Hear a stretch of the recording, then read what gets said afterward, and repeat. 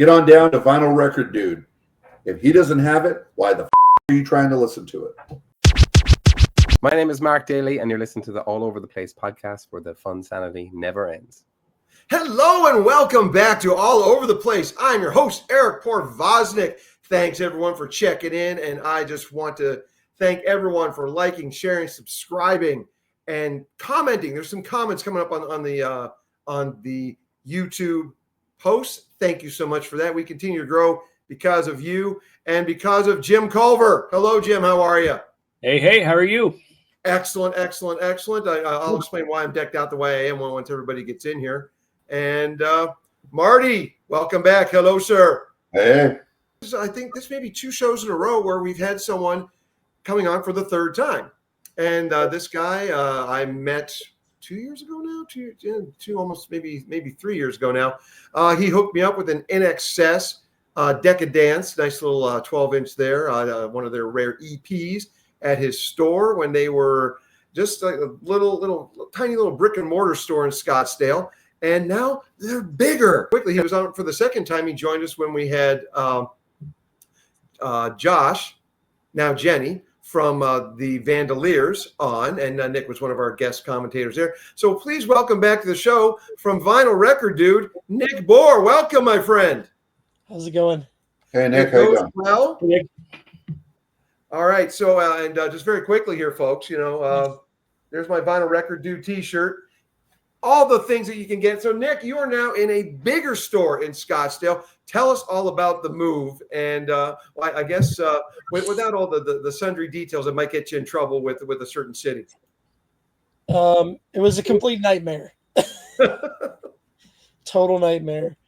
I made 22 mortgage payments before I moved into the building. Oh, Jesus. It's issues with an architect to begin with. People at the city telling us that our design of our building did not fit the architecture of the neighborhood, which is laughable because there's like 30 styles of architecture in one block. There's nothing historic. They tear things down, build new things. Like people change underwear in this neighborhood. They don't care. But for some reason, this building I'm in is so greatly historic that I could barely change the outside of it. We moved on from that and then encountered problem after problem. Tried to sue the city, got a settlement from the city, and finally got in here. Jokingly, for months, we told our customers, they keep saying, when are you moving? When are you moving? We'd say, oh, we're waiting till the hottest week of the year. And yes, we moved the hottest week, 118-degree weather, moving giant glass showcases and records. Hottest week of the year so far. Probably is going to be the hottest week of the year. We're cooling down now. But you are the hottest store in your area now. We're going to get to that in just a second. But I just got to say, I'm one of those people who saying, when you move it, what's going to happen? What's going to happen? And I'm just so excited that you're in there now. The designs, the place looks amazing. You're going to be having so many cool things going on here. And just it's a slow rollout right now. But tell us, what's coming up and what we have to look forward to beyond that. We're doing a lot of record release parties, minus the one we had to cancel for tomorrow night. But we did a Deftones one that was really cool. We're working on getting some bands to play in here. We're going to do a big grand opening event in the parking lot, set up some tents. Trying to work with some of the local food places around us to see if they can bring some food out or get food trucks for that. Happy's Burgers. We're looking specifically at you. They're in. I think they're in, yeah. They are fantastic. It's like best burgers in Arizona. Okay, and we're at the time that we're going to have to get Mike Weinstein back from the Boys Burger Club, another former guest here on the show. And make sure you get your permits for that parking lot. We're doing a big, there's the Black Friday Record Store Day releases is coming up before you know it. And we'll have a big event for that too. And we just have room now. We can actually do events. We couldn't do events before. It was so tiny that if much tinier parking lot of the old place, absolutely much tinier. So, yeah, it's a great location now. And so you're going to do the Empire Records thing? I don't know. We're nice to people. They're always all these movies. The record store people are always rude to the customers. We've never. If people were rude to customers, they wouldn't work here anymore. It's not. we probably won't do anything like that. But That's not a great business model. we definitely want to have bands. We built the store the way it is to have people play in here. We sound staged it. I mean, we had sound engineers come in and walk through with us and look at things and tell us where to put things to make it the way it is. So That's awesome. we definitely want to get bands in here. I just went to New Orleans and talked to a bunch of labels to try to put all that in the works and get all that kind of going, and figured out what do I need to do my part to start making that happen. So that's what we're doing now. That sounds cool. And I will vouch for the fact that each and every one of Nick's employees, super cool, know their stuff backwards and forwards, but much like, well, Nick knows everything, Elvis knows everything, and the rest of the staff knows almost everything. Such very cool guys and gals in there now too. It's a great place to go. Make sure when you're in Scottsdale to go down to Scottsdale. I've been talking about the store since we've had our new season here, Nick. So everyone knows where to go. You want to head down to Scottsdale and Shea, or they can still shop on vinylrecorddude.com, correct? Yes. We just launched a new version of our website. Now you can pre-order all the new releases. You can order thousands more things. We have all kinds of stuff that's warehouse that we can have here in just a couple days. And that's all on the website now. CDs on there, all kinds of merchandise, but just thousands more records than what we had before on our website. It's a work in progress. It's going to be really cool. Make sure you get yourself a Vinyl Record Dude t-shirt as well. Very cool stuff to have as you're walking around. Let people know where you got your tunes. One of the big tune guys in town and beyond, and we also talk about him here on the show. He's a friend of the show, been a former guest on the show. You recently had a very cool dude into your store, Nick. Tell us who that was. Oh, Danny Zalesko was here yesterday filming. Danny Zalesko Presents, and we're up on his social media. We talked about his upcoming shows and records that related to the bands from the shows, and I looked up his shows and came here into my office, and I had records from every band that he's promoting right now. We talked about some of the really cool records. We did XTC Drums and Wires, which is like nice, a phenomenal album, and we talked about that. And Samantha Fish is coming up, and Chills and Fever by her is like a masterpiece in my opinion. We talked about that. And so, I know he's a big Tosh. He's got a lot of good stories. He's been in the biz for a long time. He could sit and tell you stories for hours, and you'd never get bored. It's cool stories, man. Cool we had him on for about a microcosm, and I'm looking forward to bringing him back on the show to hear more stories. Absolutely. And he's also a big Tosh Farrant guy. Did you guys talk about him at all? They got that show coming up, I believe. No. No Tosh. Okay. Well, we'll have to sneak him back on the show for that one. So. Right. And very quickly, though, before we get going to the next portion of the show, because as you can see, folks, it's another music night here on All Over the Place.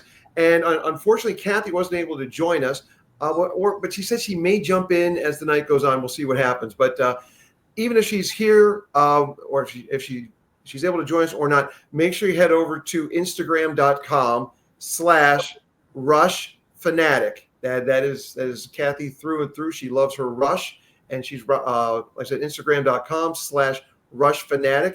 And when she comes back on the show, we're going to be talking about her trip up to Canada. Very cool stuff happening with her in regards to Rush and Neil Peart. So, but that'll be Kathy maybe later tonight. But if not, very, very soon back here on the show. For now, though, we have got going on. Our three for this evening is going to be what we deem perfect albums. Front to back. Not a bad track on the album, and we just drop that needle, or we press play and we let it go from start to finish, or side one, start there, flip it over, and then finish. So we're going to start with you, Nick, and give us your number 3, your bronze pick, however you want to refer to it, and your first perfect album. It's very difficult because I work in a record store. I think Rancid and Out Come the Wolves. To me, that's what I'm coming up with today off the top of my head. I've been in a punk rock mood the last couple of weeks because a lot of people have been doing me wrong lately, so I'm rebelling. That will bring out punk rock in all of us. Right, yeah. Nick, are people still coming in and out of the store after Yeah, hours? is that the sound of customers? Yeah, sorry, we had one guy just finally finished up. He was digging the crates. I think Elvis. See, folks, there's a lot going on down at Vinyl Record Dude. You got to get down there before all the records are gone. Right. We have crate digging now. We never had crate digging, but we have like hundreds of crates of understock now. We never had. So, Very Love cool. it. Very you cool. won't find Rancid. How come the wolves in the understock? Sorry, that's a good one. Well, Jim, you're our resident 90s guy. What's your take on Rancid? Oh, I love Rancid. Yeah, they're awesome. One of the definitely one of the best punk bands from the era. They always played nasty and hardcore, like Black Flag and some of those others, and that's why I love them. Yeah, they're fantastic. All right, well, great number 3 pick there from Nick and Jim. We're just going to go right around the horn over to you for your first pick of the night. All right, yeah. This was a tough list to make for me too, just because I have so many albums I love, so many that I think are just flawless and unskippable. I kind of hemmed myself in. I just said I'm not going to do any greatest hits or anything like that because that's just too easy.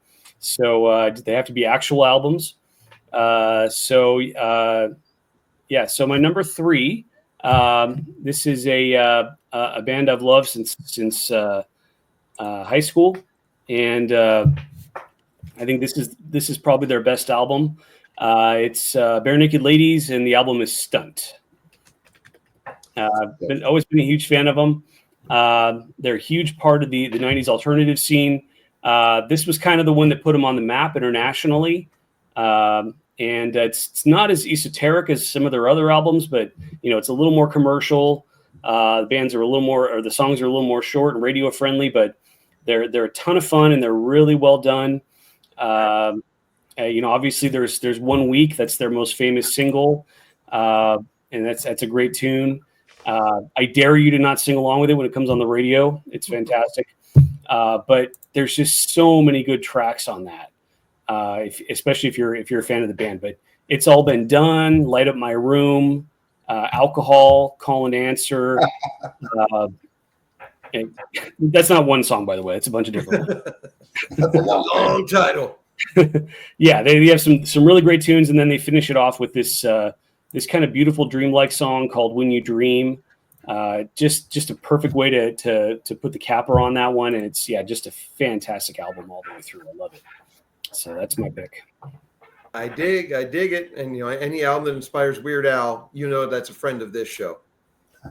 Absolutely. And speaking of showbiz connections, so we've been talking about King of the Hill lately.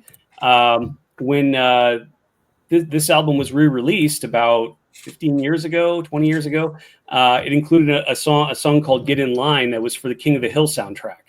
Yes. And and that's a great song. It's one of my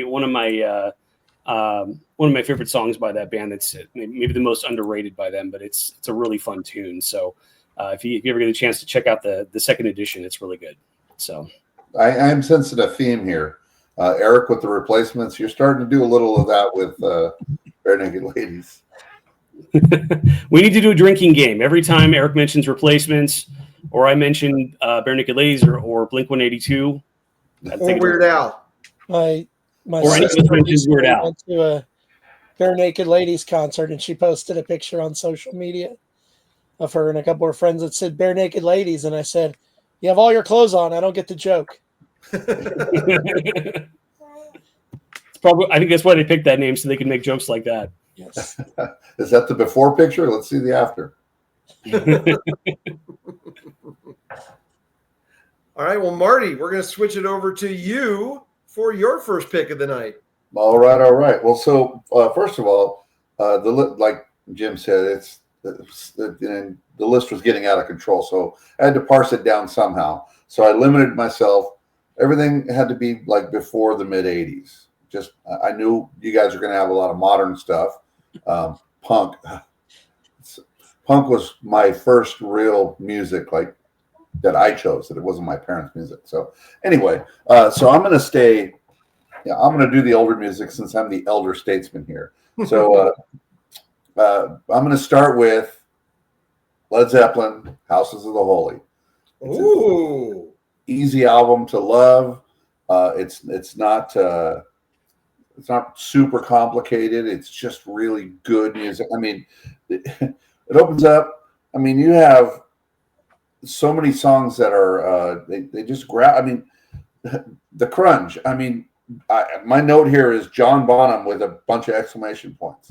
I mean, he just rips at that, and and then you get like a different vibe, like No Quarter. No Quarter is like the intro is like a spacey kind of a build up. I know Eric hates an intro that lasts more than 8 seconds, but we'll get to that later on my list. What? But and then obviously the Rain song is one of my favorite songs of any band. It's got Jimmy Page with this odd tuning.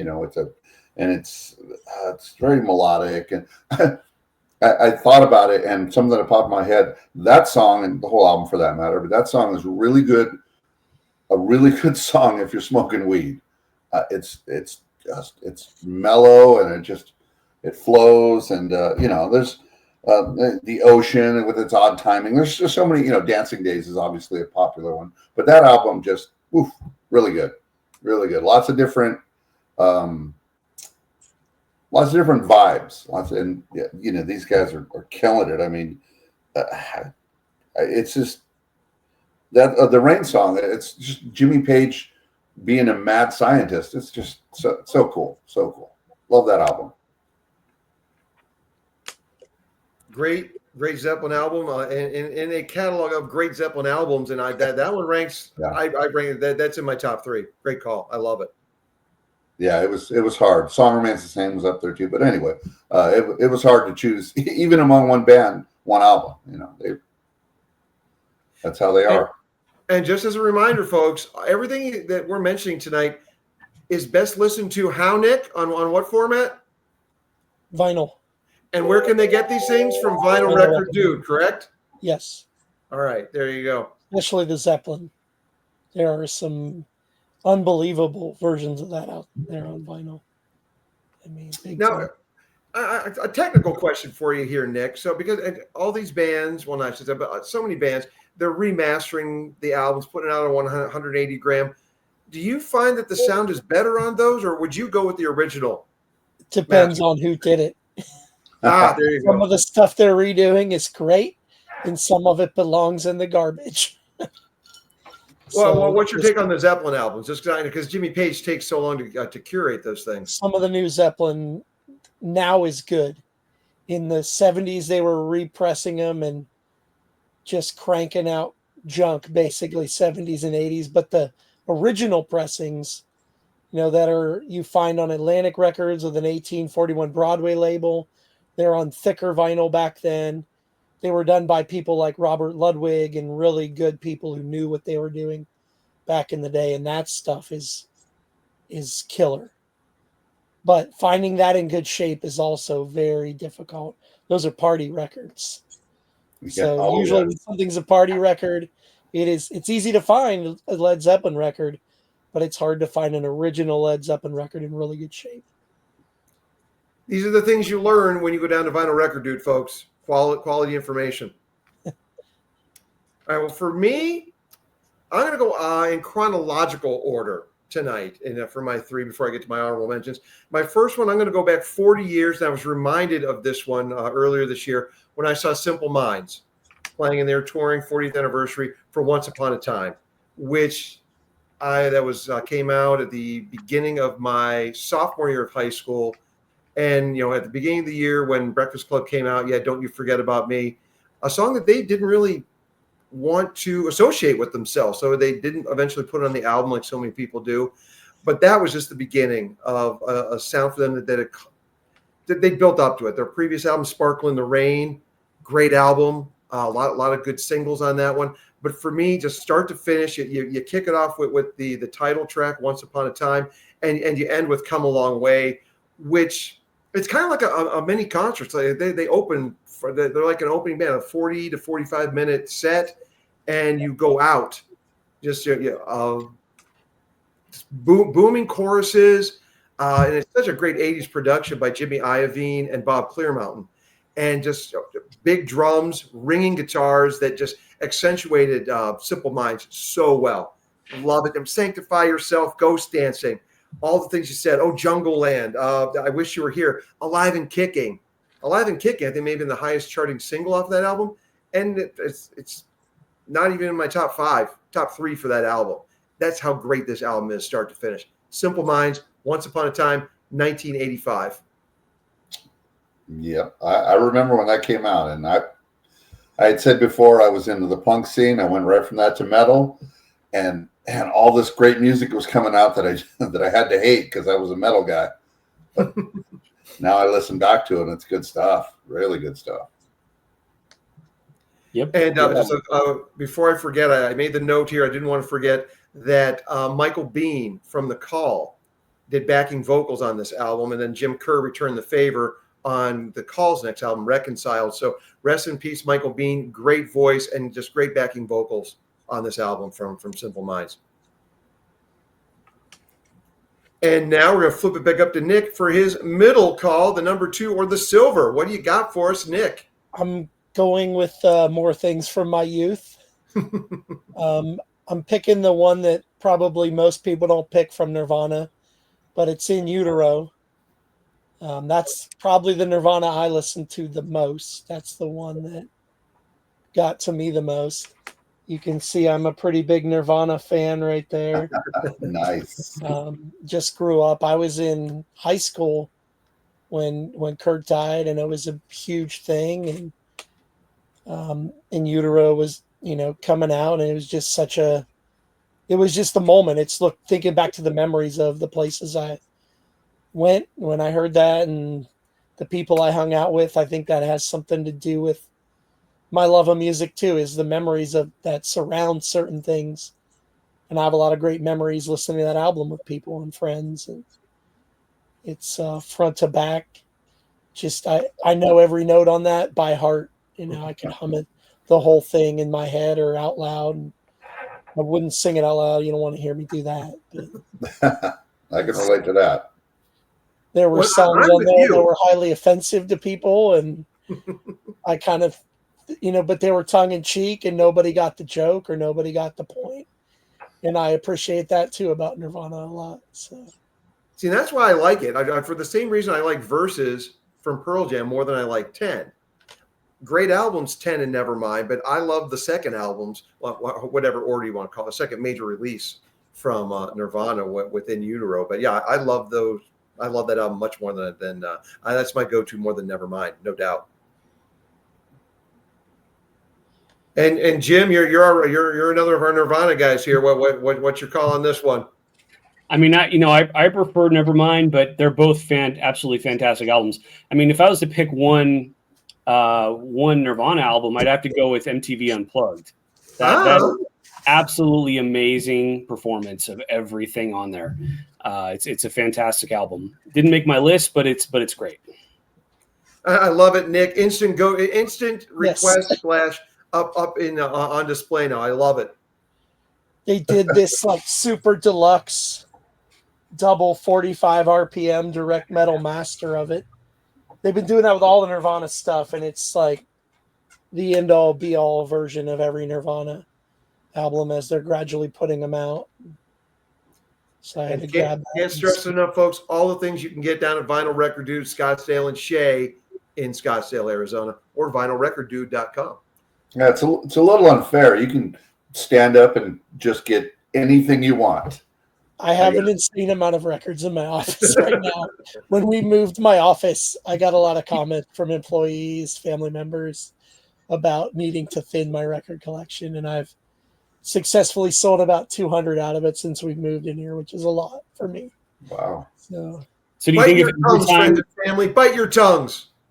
you think if every time we call out an album on this episode, you could find it and pull it out and show it to us? Most of it. I don't have the Simple Minds in here at the moment. Sorry.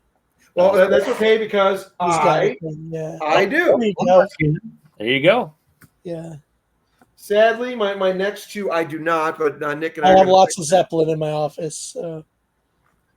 I don't And think let's I have down, the Bare there's Naked some Ladies. Zeppelin I on the don't have shelves, that. folks. I'd Get love down to there have quickly. Yeah. All right, Jim, over to you. Okay. So Marty, when you mentioned Zeppelin, my heart skipped a beat because I was afraid you stole my next pick from me. But thankfully you didn't. So yeah, this album, it's really in my opinion, the gold standard even for Led Zeppelin. It's amazing. I didn't get a copy of this till I was in my mid-20s, and my only regret is that I didn't get it when I was younger, because I immediately fell in love with it. Led Zeppelin 4. It's absolutely fantastic, and not only is every song on this a masterpiece, in my opinion. Truly every track is a masterpiece, but the way it flows is absolutely brilliant. I mean, what better way to start off an album than with Black Dog and Robert Plant just, hey mama, just kicking that off. Man, just such a badass way to kick off an album. And then you go into rock and roll, and it cools down into Battle of Evermore, and of course the amazing Stairway to Heaven, and then of course it ends with one of my favorite rock tunes of all time, When the Levee Breaks. And I know it's not an original Led Zeppelin, but it's one of the best covers ever, and it's absolutely amazing. And yeah, that entire album, it is absolutely brilliant from start to finish. It flows all the way it's arranged, and all the way the tunes flow. It's perfect. I would not dream of skipping any of them, and that's one of those I just love to listen to it all the way through. It's amazing. Yeah, good call there. And you mentioned Stairway. We kind of have this thing now where people kind of cringe, and right, because we've all heard it 1,000. It's so overplayed, yeah. But man, I'll tell you what. As a shitty guitar player, that solo in that song, Jimmy Page it sings. I love that solo, and oh yeah, it's what makes me listen to the song when it comes on, because I have heard it a million times, and if it pops on the radio, and I do listen to terrestrial radio, no shame in that. And it'll pop on sometimes, and I'll listen to it for that solo. It's just so good. Yeah, it's fantastic. Nick's reaching. What's he reaching for? Well, what do we have there from Nick? Man, look at this guy. It's almost like you're sitting in a record store. I have a family crisis. I got to run to my front door of the store real quick. I'll be right back in 1 second. We still got Marty and then me. So we will. Right back. And Nick was never seen again. Yeah. Well, we scared him off. Thanks for joining us, Nick. But so I got a question for you, Jim, because obviously you're a drummer. So When the Levee Breaks would be a phenomenal ending to an album. But did you ever follow Damone's advice and put on side 2 of Led Zeppelin 4? And did you do it correctly, or did you put on Physical Graffiti like Rat did in Fast Times? That is a combination of movies and music. I think about that anytime someone says Led Zeppelin 4. No, I've never tried that. I think I have to. But all I can say is, man, Bonham's drumming on that, especially Levee Breaks. Oh man. I aspire to play like that someday, and I never will, but good God, man, that guy's a genius on the drums. Yeah, John fucking Bonham. Holy shit, that guy's good. Hell yeah. And that was our good friend Dan Schinder would be approving of that choice as well. Schneider. When I was going through my Zeppelin album, which is far superior to yours, damn it, I put on the Crunge. That was the first one that I just wanted to, because I was running through them as I was taking notes, and because of the drumming, I just ended up listening to the whole song, and I'm like, I'm going to be here all day if I do this. I gotta move quicker. But just John Bonham, man, John fucking Bonham, what a drummer. And very quickly to what Marty said earlier, I, like so many, got burned out on Stairway, but it popped up in one of my playlists the other day, and I listened to it for the first time, and I don't know how long. I called Marty immediately and said, I listened to it all the way through. I did it. Well,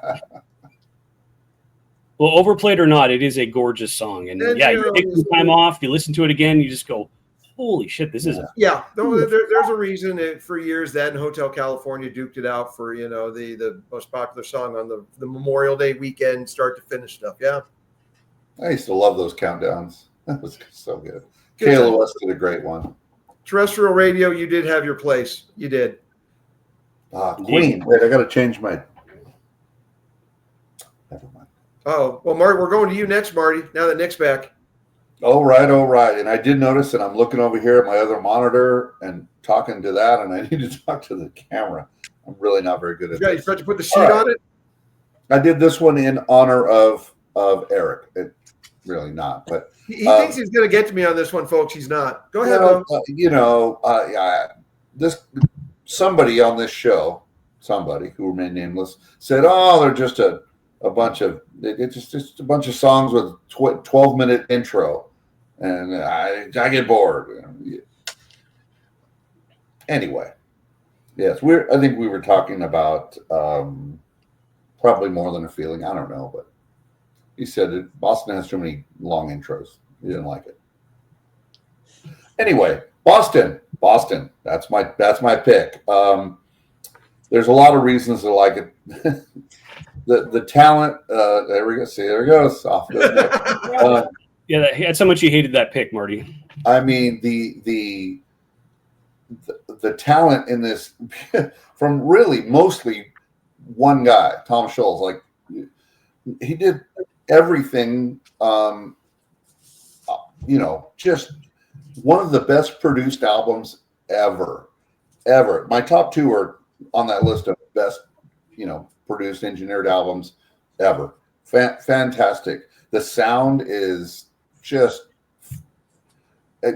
These are headphone songs. You wear headphones and you lay on your floor or your bed or whatever, and you listen to the whole goddamn album, and it takes you away.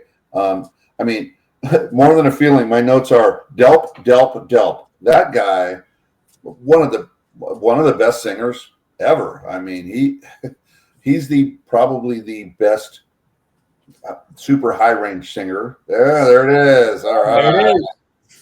Yeah. See, he had to take a step out of his office, but only like 2 steps. Was up in the front. Yeah.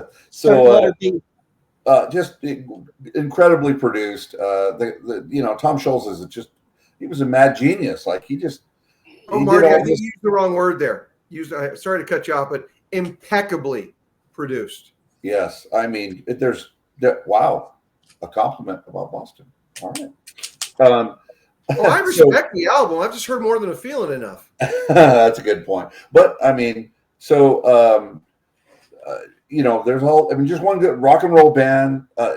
It's a cool, great story about a band trying to make it. And I know there's a lot of those, but that was a really good one. Something About You. There's a really great intro in there. It's very, very cool. And I know intros can tend to drag on and whatever. It's what else we got here? I have really scribbly notes. So A Peace of Mind. It's just a Love cool that song.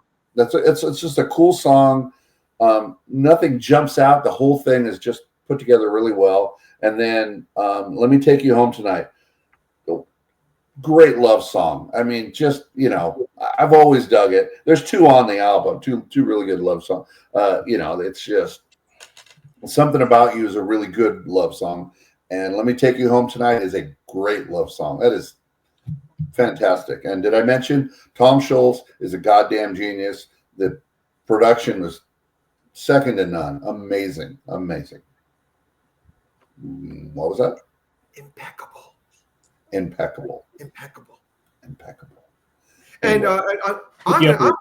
folks, Provozic's gonna pull an audible right here. Nick, can you do me a favor? Yeah. Set that album aside for me. I'll be up on Saturday to pick that up. That one? Yeah, I'll be there to get Boston. What did you say, Nick? That's yours? It's mine. Oh, it's the half-speed master of it. Well, you said it was up front. All right, never mind. No, I have that out. We have them for sale. Well, whichever one is for sale, please hold it for me. I will be up there before I go to the Penn State We game. sell a ton of I'll that. believe it when I see it. Oh, good. I have it on CD, Marty, Mm-hmm. but now I'm going to get it on vinyl. You're welcome, Nick. Thank you. Made a sale. I'll find you a really nice copy of it. And Wait, there. until next time I see you. Yeah, there you go. All right. Well, if you could also hold for me, Nick, my number 2 pick. This one came out in 1992, and this one, I believe there's a companion piece that came out when the 25th or 30th anniversary. Anyway, there is a special edition of this one. But when this came out in 1992, it was the summer between my senior and my super senior year at Penn State, and that would be Sugar's Copper Blue, otherwise known as the NME New Music Express Album of the Year. This was college rock, alt rock, however it was being defined at the time. But Bob Mould, formerly of Husker Du, and he had a couple of solo albums out with Workbook, which was my freshman year, and then junior year, Black Sheets of Rain came out, and they didn't go anywhere. So we went back to a 3-piece band that Husker Du was. And got together with Malcolm Travis, David Barb. I brought these guys up when I talked about my favorite power trios when we did that show. But Copper Blue is just one of those things that I didn't, coming off those 2 solo albums, I didn't know what to expect. And it was the loud guitars. And the difference was, though, there was melody behind it that they kind of dabbled with a little bit with Husker Du. But this was a perfect distillation of like the folksier thing route that he went with Workbook. And Black Sheets of Rain was a really, it just dark album. It was very, very, the minor keys, stuff like that, and just really, kind of a preface to a precursor. That's what I'm looking for. A precursor to the grunge movement. It was just minor keys, but there's just something bright and loud and shiny about Copper Blue. And, the Act We Act, you kick it off with that one. And then it goes directly into, now I'm blanking, Down to the River on a Cold Summer's Night. Keep going, I know. And that's a good idea. And which is a song that reminded me of the movie River's Edge. It's about taking a girlfriend down to the river and killing her. But just keeps going. You got Hoover Dam, The Slim. A very power poppy song with If I Can't Change Your Mind. And, just bam, bam, bam. It's just one of those great album listening experiences. And I was very fortunate to see him when he went out on tour for the 20th anniversary of it. And he performed, it was just him in a 3-piece, but not the original Sugar, but 3-piece. And they performed Copper Blue front to back. And Bob is a guy who doesn't talk much between songs anyway. And it was perfect because it just, all the order, the syncopation, the rhythm of going track to track. He duplicated it live, and I couldn't have been happier. Just a great album, Sugar, Copper Blue. And Nick, I'd like to saw now. So I would go to the website now and order it. And it would come to you, and then you let me know when it comes in. Or it comes we have it. I can check and see if it's here first. I don't want to do it while we're sitting here doing all this. No, I don't know, because that would be a little hard to find. It might be buried in just the S's. I can't imagine Sugar in this day and age would have a tab all to themselves. No, they do not. That's a tough record to find. But I would like to get the one preferably with Beaster, which was 5-6 songs that he recorded about the time or a little bit after he recorded Copper Blue. Bob Mould did, and the band Sugar, and they're the dark underbelly of the good power pop meets grunge meets alt rock of Copper Blue. Great album. Phenomenal album. 1992, and my number 2 pick tonight. As Marty and Jim go, who? I have heard of them and probably heard them, but that's about it. I have a lot of produced stuff, but I don't have that record to pull out of my office to put it in front of the camera. Well, at some point I need to get Warehouse Songs and Stories, which is my favorite Husker Du, their final album. Yeah. But that might pop up on a different Threefer list down the line. But Copper Blue, love it. And now we're going to go. There's the four spot. And Nick, we're going to go back up to you. So any honorable mentions and your number one pick? I'm gonna grab it. Oh, there's gonna be some like visual aids. theatrics here. Love it.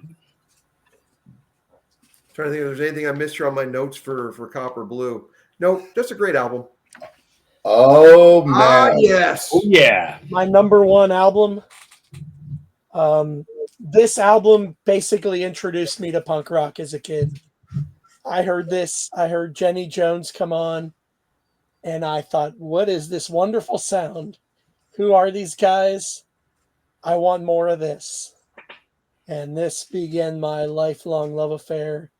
Punk rock, The Clash, Joe Strummer, just all of it. But yeah, Clash, front to back. They put out a bonus 45 with a round of them too, and even those songs, you can stick those on there with it. Those are both incredible tunes. very, very cool. I've come to love a lot of ska because of The Clash. I got into liking reggae because of The Clash, even though The Clash spawned out of them liking reggae, so it's kind of cool. But yeah, just a phenomenal album. I'm awestruck by that album. Still to this day, I play it and I love it. It's great times in my life with friends listening to that album. Every time I play it in the store here, there's a lot of Clash stuff people don't know because it's not all mainstream on that album. And people always comment like, what album is this? What Clash is this? It's not London Calling. And it's edgier than London Calling. It's more punk rock than London Calling, really. Yeah, and it's sure, heart and for soul. sure. So, Oh, it's a great grab you by the throat. Like it's punk. And before they evolved to include punk and everything else that you just said with London Calling. Yeah. Oh, that's a great introduction. Yeah. It's one of the better debut albums of all time, So Boston is a great debut album too. Though. Yeah, we did do that, didn't we? We did that show. I have a honorable mention of another debut album, Cars. Oh, Yes. Cars. That's just again. There you go. Hey, we're getting a mini version of Nick here. Look at this guy go. Yeah, I almost put London Calling on my list. Yeah, it was a honorable mention. So good too. Actually, I have the Clash. Another honorable mention, because I'm such a Red Hot Chili Peppers fan, I have to say Blood Sugar Sex Magic. Excellent. I'm more of a Mother's Milk guy, but there's and we've talked about it on the show because Under the Bridge. If Under the Bridge wasn't on Blood Sugar Sex Magic, and then here I just skip past it. That's all I do now. I don't get cranky pants about it anymore. Have you ever seen them live, Nick?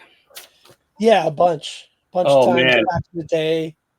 Yeah, I've seen them live a couple times, and I swear it's like they're playing in fast forward. I don't know how they keep it going, but it's just unbelievable how fast they work on the stage. Saw them with like the Toadies opening for them one time, and that was a incredible double bill. I love the Toadies, and seen them at some festivals, at a Lollapalooza, at a radio station concert with a bunch of other bands. My Chemical Romance was at that. Oh wow! And Social Distortion and Street Dogs was at that radio festival in Pittsburgh. That was a killer one. Yeah. And I've seen Red Hot Chili Peppers quite a few times. Nice. I'm trying to remember which album they were working on when I was at Warner Brothers, but Chad Smith was coming in and out of the office a lot, and he's a big dude. Yeah. And from what I've been told, one of my friends in LA used to work out at the same gym. And him or if he spotted Kiedis or Kiedis spotted him, but he said Kiedis, as big as Chad Smith is, go to the other direction for Anthony Kiedis. Yes. Yeah, that's the norm. Little bitty guys. Lead singers, they make themselves known in other ways. There you go. Yeah, I mean, think of all the tiny lead singers. Dickinson, Dio. We're going elf there with Dio. Yes, rest in peace, Ronnie. So, All right. Well, Jim, over to you for any honorable mentions and your number one. All right. So, yeah, I will preemptively apologize if I step on anyone's toes with my or anybody's picks with my honorable mentions. So this one almost made my list. It just got barely edged out, but it's an amazing album. AC/DC Back in Black. It's got to be the best collection of AC/DC's tunes in one album, with the exception of the live album, which is basically a greatest hits album, in my opinion. But yeah, Or fantastic. the Iron Man 2 soundtrack. Yeah, that one works too. Bad Religion, The Gray Race, which I think is one of the best punk albums of the '90s, in my opinion. All their songs sound the same, but they're all awesome and they all flow together great. So that one's a win for me. Dave Matthews Band, Crash, just another great collection of tunes that flows really well together. Ben Folds 5, Whatever and Ever, Amen. It's just a personal favorite. I just love listening to that all the way through. All the tunes on that are fantastic. And this is another personal favorite, Tori Amos, Little Earthquakes. Ooh, nice call. Yes. Yeah, another great collection of tunes by her. So obviously she can be an acquired taste, but if you like her stuff, that's a terrific album to listen to. So those are my honorable mentions. My pick, I've mentioned it on here before. So it probably won't be a huge shock, but it's one of my all-time favorite albums. I never get tired of it. It's Johnny Cash at Folsom Prison. Absolutely love it. It is. Nice. Oh, now we're looking. Okay. Grabbing it? Okay. He's beating me to it. There it is. There it is. Yep. I'm not Nick Boor, everybody, but I do what I can. Yeah. You're poking Johnny in the eye there. Be careful. I don't have to stand up. I can. Oh, and by the way, very quickly, what came before the cars in my collection? Captain and Tennille Muskrat Love. It's quite a combo. But what comes after Johnny Cash? Cheap Trick. Nice. So anyway, yeah, got to go with this one. It's the album that kind of revitalized Johnny's career. It was on the wane a little bit, but just an amazing album. And there's so much passion behind it. I think Johnny always felt a certain kinship with prisoners because he felt like his life could have gone that way, and so he really was kind of speaking from somewhere personal by going there, just oh my God, 16 tracks that are just so awesome to listen to all the way through. Obviously, he plays every prison song he knows. Starting off with of course the great Folsom Prison Blues, Dark as a Dungeon, I Still Miss Someone, Cocaine Blues. All these songs that have obviously a criminal element. Yes, common thread running through them, shall we say? And then of course some kind of goofy songs, and I Got Stripes, which is one of my personal favorites. And he ends it with a song, Greystone Chapel, which is written by an inmate in Folsom at the time, and performs it beautifully. So, and just the energy on that recording, with the prisoners all there, yelling and hollering, just eating up everything he does. It's just incredible. And in the background you can hear cells clanking shut and stuff, alarms beeping and all kinds of stuff, that you feel like you're in that prison with these guys listening to this. It's really something special, as pretty much everybody who's listened to it knows. But yeah, fantastic album. Love it. One of my absolute personal favorites. And as soon as I put it on, I'm entranced. I cannot turn it off. I listen to it all the way through every time. I wouldn't dream of skipping anything on there. So that's my number one. And just for the record, folks, I acquired this a couple of years ago. One of the first things I bought at Vinyl Record Dude when I was going into the old brick and mortar store. So yeah, I got that from Nick. They pretty recently put out a mobile fidelity version of that. Ooh. Where when you talk about without the prison doors clanking and all the background, you can actually hear really, really. It's the depth on the mobile fidelity one is really good. It's really cool cranking that one up and like hearing a lot of the things you're like, I never heard that on the 70s Columbia represses of this and that. It's just really, really cool. Yeah, the mobile fidelity one is like all that stuff you talk about is real present on that. It's great. Nice. I have to give that a listen sometime. Yeah. Okay, I'll get you a record player for Christmas. I'm sorry, I'll get you a turntable, not a record player, a turntable. Either one's acceptable. Oh, okay. Just don't Well, say I don't want to step on your toes there with that one. So yeah. Hey, if it's free, I'll take either one. You know, I'm not picky. Well, I mean, final is final. I don't know if you guys noticed, you guys are being super offensive. You're being dicks to our guest. You keep both saying skip. That's a negative thing for two reasons. You don't want your vinyl to skip, and there's no skipping when you're listening to an album. You got to walk over there and pick it up if you want to skip. That's right. If you walk over, you get. There's no I'm still skipping in stuck in the vinyl. CD days. What can I say? Yeah. Well, you guys may not appreciate that. Well, one person here may not appreciate it, but when I was at my college radio show freshman year, they formatted us halfway through. I loved being a freeform DJ. That's how I was raised. And when they put Bon Jovi into rotation, where I was supposed to play that, that's the last time I scratched a needle across a record. I'm like, oh, this one just skipped. And Marty, what did I put on? I put on the Replacements. Of course you did. Of course, that's an upgrade. You That is an replaced upgrade in the my Bon book. Jovi. Yes, I did. And well, there's a story behind that with John Bon Jovi not knowing who the Replacements were when they were named musicians' last best band of the 80s. Who are they? How can they be the best band of the 80s? I've never even heard of them. Shut up, Johnny. Anyway, Marty, to you. Yeah. I agree with you. I think the Replacements are superior to Bon Jovi. So anyway, because I'm come from The ringest endorsement Marty has ever given the Replacements, folks. yes. Well, I mean, I did come out of the punk scene. I was into.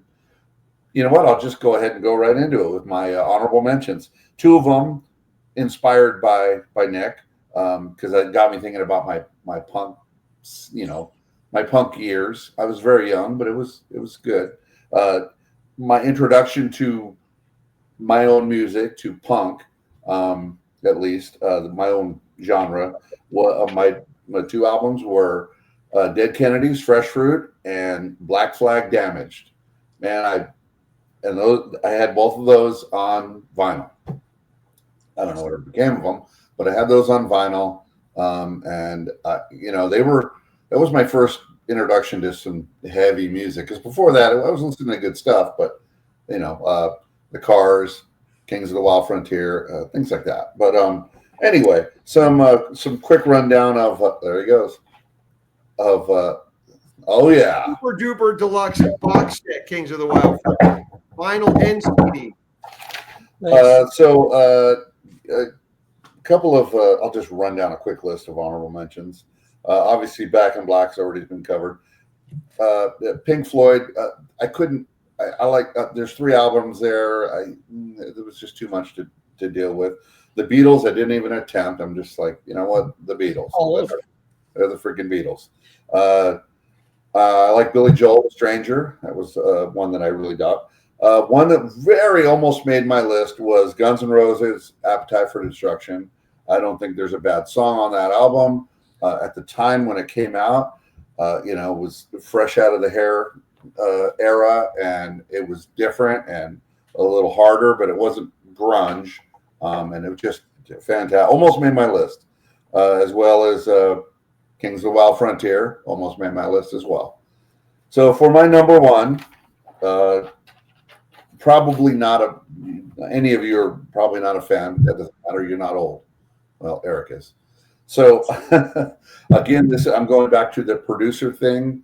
One of the most, maybe second only to Boston, and I don't even know if it'd be like 1A, 1B. Asia by Steely Dan. I know it's old. There you go. That's a short reach for that. Look at that. Oh shit, man. that's like super duper. Marty, you mentioned 2 albums that both of us can break out the super duper deluxes on. Nice. Oh, yeah. Yeah. Wow. So, what's the word, Eric, for the production? Impeccable. Impeccable. Night. That was Gary Katz or Cates. I think it's Katz.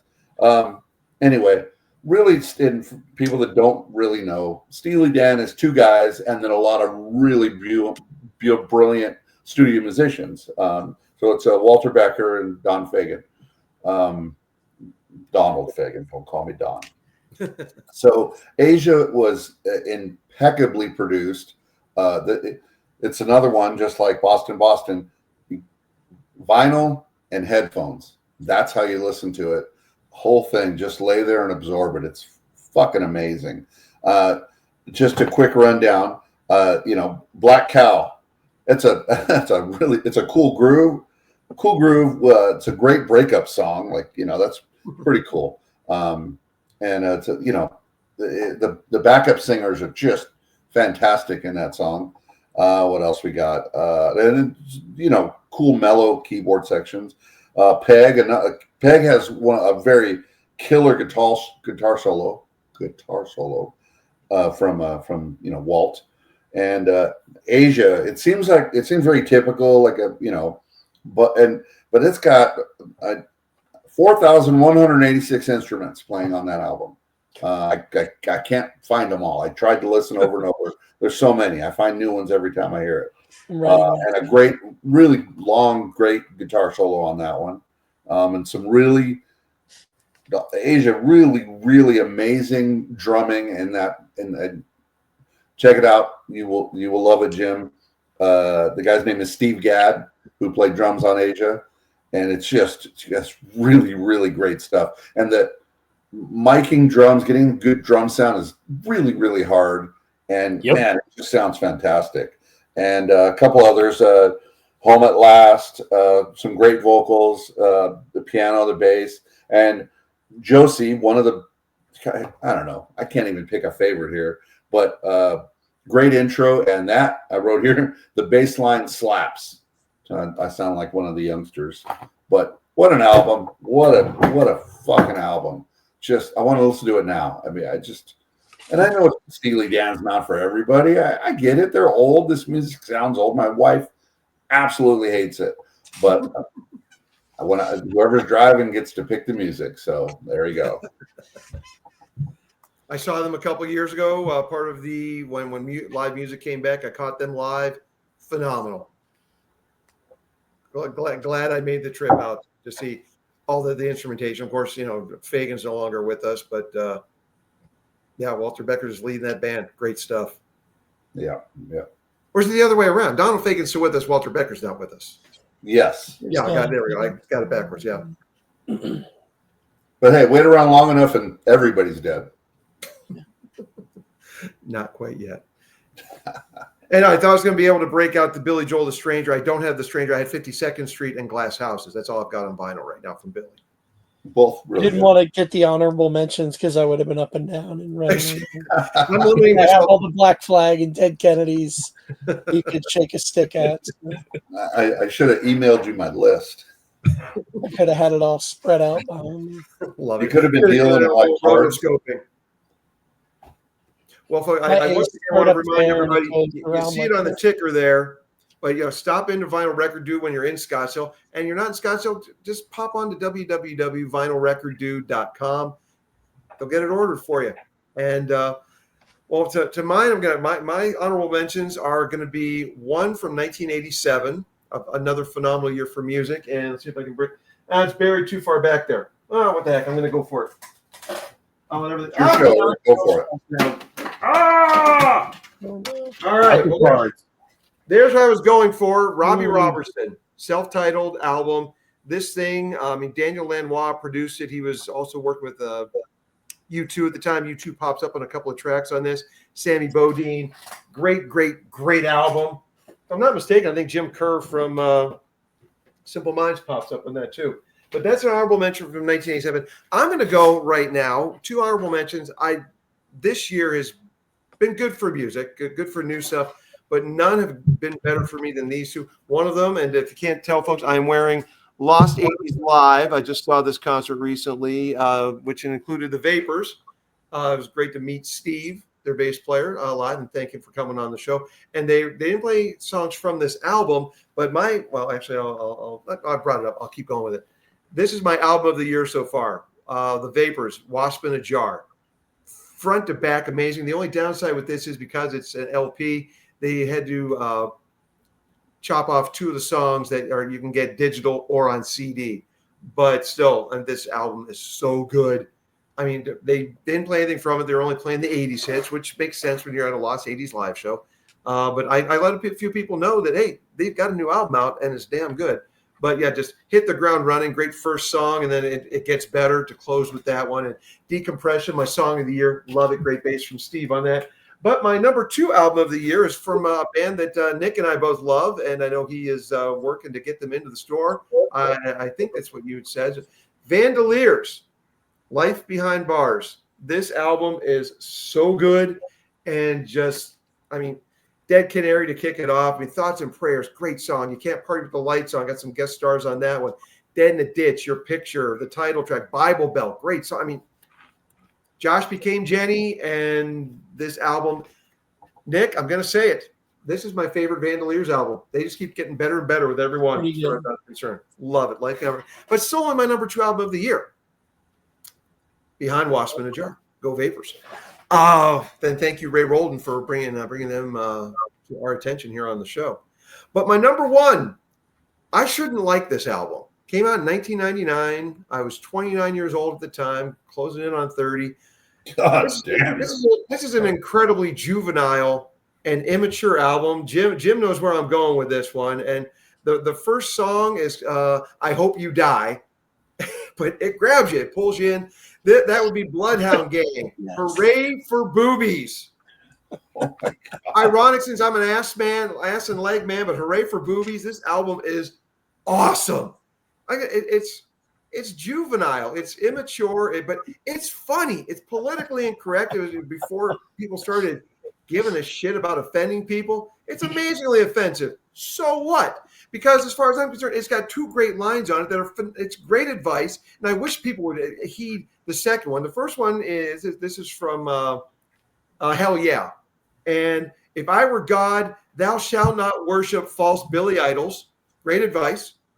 And also, thou shalt not wear tube socks with flip-flops. It looks stupid. Almost as bad as wearing Crocs. We're never going to get sponsored by Crocs. I'm going to come right out and say it. Stupid look. Anyway, good. And it has skits going on between it. Just a funny thing with him and his mom.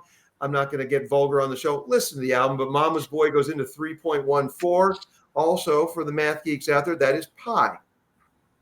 And for those fans of Revenge of the Nerds, you know what kind of pie. What else? Yeah, Yummy Down on it. Mope. How could I forget Mope? That has got.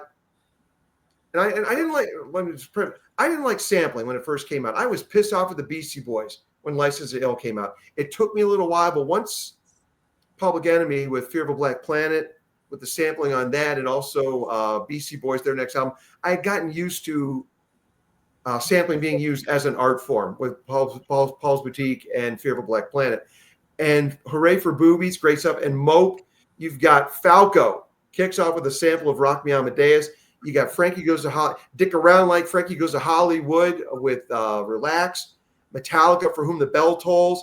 You've got Pac-Man shows up in this. A little mini skit in the middle of the song, and it's Pac-Man. It's Crackman. Pac-Man's freebasing. Not cool, though. Not cool. No way. Nope. Not going to do it. And then close out with the Homer Simpson from Treehouse of Horror 6, I believe. But Holy Macaroni. Mope. Great song. Great song. What song is it? But the one, help me out here. I don't know. No, it is Mope. Less Hip Than Bo Jackson. That's a nice little slam piece there. Bugging Out Like Tori Spelling's Eyes. Bugging Out Like Tori Spelling's Eyes. Deader Than the Parents on Party of Five. That's a great 1-2 pop combo punch there. I like that. the song, the 10 coolest things about New Jersey is 10 seconds of silence. Great joke. Oh, you ruined the joke, dude. Well, go out and listen to it.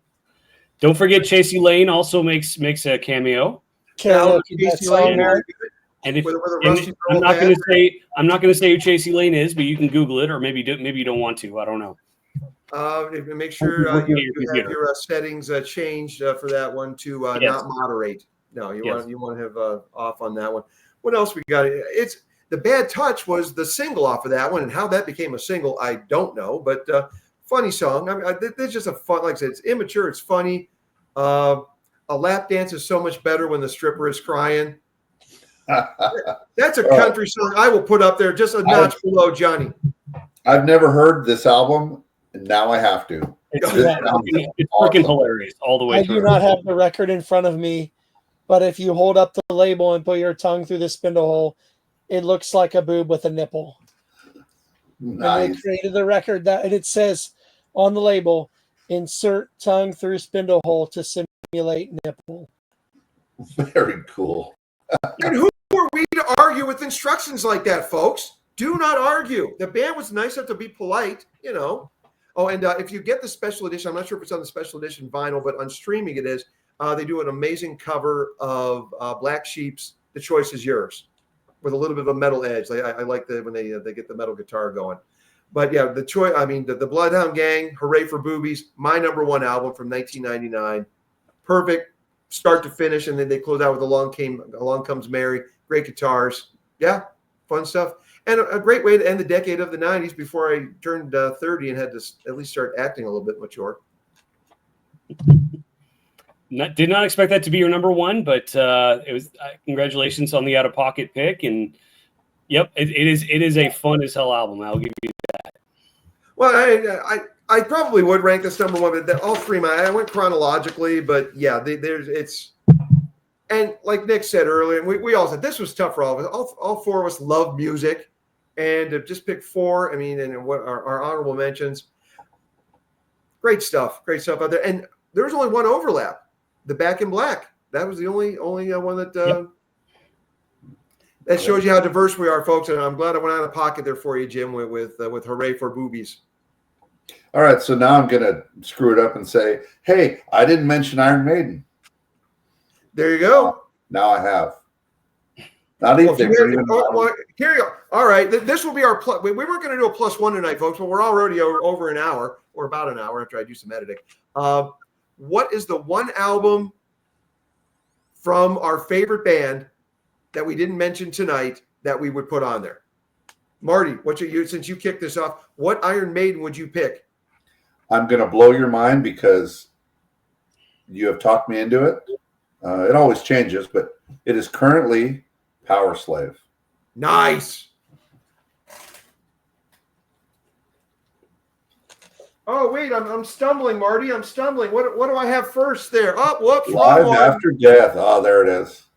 Folks, Marty's on this album, if I haven't mentioned it before. You can hear Marty when he says "Scream for Me, Long Beach." Marty was there. I said something like, woo! You know.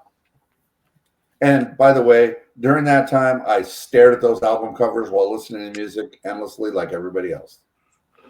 Finding all the little hidden gems by the artist. Love it. All right, Nick, what didn't you mention tonight? I didn't even talk about a couple bands, Metallica and Flaming Lips, and just one. There's a +1. Bulletin. You're under the microscope. What one additional one will you Flaming throw on Lips right Soft now? Bulletin. I'm gonna grab it. Oh, getting the visual aids going. All right. You know how cool this would have been if he had planned ahead and just every time it was his turn, he just stood up, grabbed the album from wherever it was, and there it is. I have everything. Just stayed seated, just reached off and Yep. Boom. Freaky. All right, next time. next time. We plan ahead here. Or at least we will when we get around to planning too. I'm just gonna grab the whole box set because it's hard to get out of there. I mean, why not? There we go. Look at that. Visual aids, folks. VinylRecordDude.com or over at Scottsdale and Shea. Get there. All right, Jim, you. If I have to go with my favorite band, I'm gonna say Weird Al, Dare to Be Stupid. Nice. Love it. Very good. Which I don't have any Weird Al on vinyl because they're so damn expensive and they're hard to find, and they are expensive as all get up. Unless at least the concert tickets are cheap. I have a bunch of Weird Al. I have Dare to Be Stupid. Now, is that for sale? Or is that just yours? Probably mine. We probably have that for sale. We'll work a deal when I come up for Boston. All right. And this is not my favorite album, but because Nick's wearing the shirt, I gotta break some out here. I'll wait till Nick gets back, so he'll appreciate this one. Okay. Uh-oh. Oh, there it is. Uh-oh. I accidentally grabbed that first. That's what's taking me so long. Now you can hang on to Polka Party. That's his weakest album in my book. But Dare to Be Stupid. And by the way, folks, Dare to Be Stupid, that is the greatest Devo song that Devo never did. That made Mark Mothersbaugh very depressed. Yeah, even they admitted that. Watch the Devo, the new Netflix came out earlier this month. Check out the Devo documentary. Good stuff. Oh, I'm learning. I'm about halfway through, and I'm learning all kinds of stuff that I didn't know in 8th grade when I was into them. From Nick's old neck of the woods out there outside Cleveland. Good old Devo. Well, Nick, I wait for you to come back, so I would pick a Lucero album. Nice. Among the Ghosts. And this album, this is the first tour. I think it was the first tour I saw from them back in 19. So, Mike, you'll like this, Jim. Michael Shannon is on this album. He does a little spoken word on Back to the Night. But yeah, great Lucero album. There are no bad Lucero albums. Yeah. But there's our +1, an unanticipated +1, folks. But there you go. Once again, I want to thank Nick Boor for joining us tonight. We've been waiting for the new store to open up. I'm so excited for him. And make sure you go over there to Scottsdale and Shea, 7223 East Shea Boulevard, Scottsdale and Shea, or go to vinylrecorddude.com, order from there. And I also want to thank a recent guest over there, Danny Zalesko. Make sure you go to DZP Live/events. Find out what concert you're going to next, whether it's 10cc here in Phoenix. They're also playing Cleveland. They're going to be Royal Oak in the Detroit area in Michigan. And just go to dzplive.com/events and find out what concert you're going to next. A Danny Zalesko Presents show. And again, Kathy, make sure you check out her site over there at instagram.com/rushfanatic. We'll have her back on the show real soon. And Nick, thanks for joining us. Looking forward to having you more and just getting to find out what's coming up next with the in-stores. Keep us posted. Will do. Thank you for having me on. Absolute pleasure. Always fun talking music with you, man. Always. And I'll be down there on Saturday to pick up Weird Al and Boston.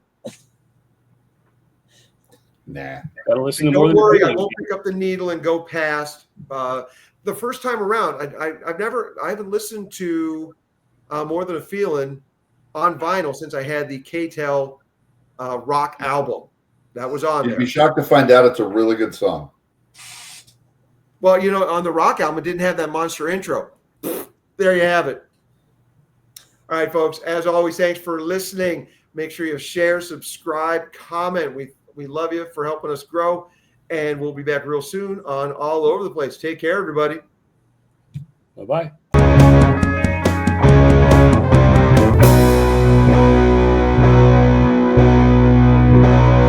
All Over the Place, where the fun sanity never ends.